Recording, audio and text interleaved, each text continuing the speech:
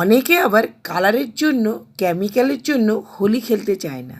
আজকে আমি বন্ধুরা আপনাদের জন্য নিয়ে এসেছি ভেজিটেবিল হোলি, যেটা আপনারা ন্যাচারাল তৈরি করতে পারেন বাড়িতে সাধারণ শাকসবজি দিয়ে। এটা আপনাদের খুব বেশি খরচা পড়বে না। মাত্র বাজার থেকে 10 টাকার জিনিস আনলেই আপনাদের হোলি কিন্তু বাড়িতেই তৈরি হয়ে যাবে। অনেকে আবার কালারটা পছন্দ করে না, কিন্তু এই কালারটা আপনাদের তাড়াতাড়ি উঠেও যাবে।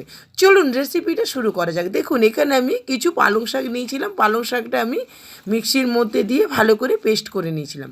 দেখুন কালারটা কত সুন্দর লাগছে। এরপর আমি এখানে আধখানা একটা বিট নিয়েছিলাম। সেই বিটটা আমি গ্রেটার দিয়ে গ্রেট করে নেব। আপনারা চাইলে এটা মিক্সিতে পেস্ট করতে পারেন, আমি এটা কিন্তু গ্রেটার দিয়ে গ্রেট করে নিচ্ছি। দেখুন এভাবে গ্রেটার দিয়ে গ্রেট করলে কিন্তু বিটটা গ্রেট হয়ে যাবে।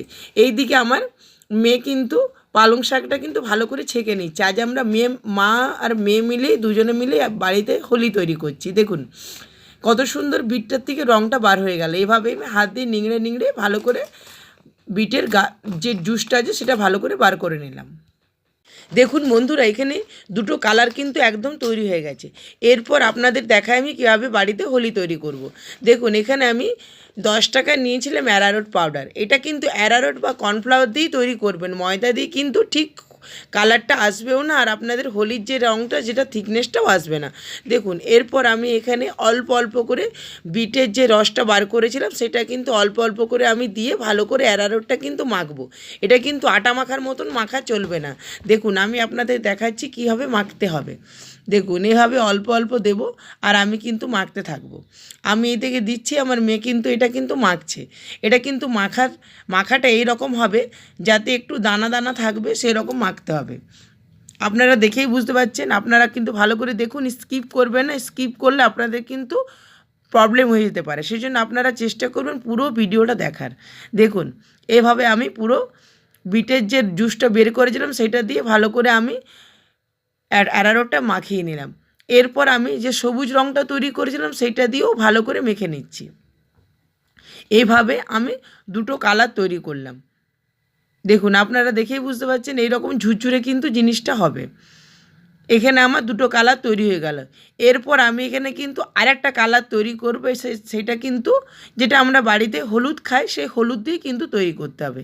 দেখুন এখানে আমি কিন্তু দুটো কালারই ভালো করে আমি চালনি চেলে নিচ্ছি। যা দানা দানা আছে সেটা কিন্তু আপনাদের চালনির মধ্যে পড়ে যাবে। এটা কিন্তু একদম প্লেন হয়ে যাবে। বন্ধুরা এই রেসিপি আপনাদের ভালো লাগলে আমাকে অবশ্যই কমেন্ট করে জানাবেন আপনাদের এই হোলিটা কেমন লাগলো। আপনারা বাড়িতে এনজয় করবেন বাচ্চাদের সাথেও।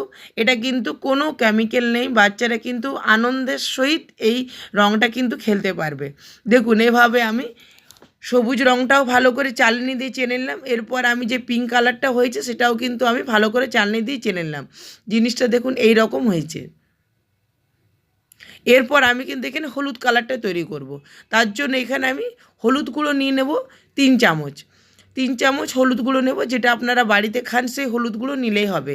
এরপর আমি অল্প অল্প জল দিয়ে কিন্তু হলুদটা ভালো করে গুলে নেব। এখানে কিন্তু একসাথে অনেকটা জল দেবো না, অল্প অল্প জল দিয়ে দেখুন থিকনেসটা কিন্তু এরকম হবে।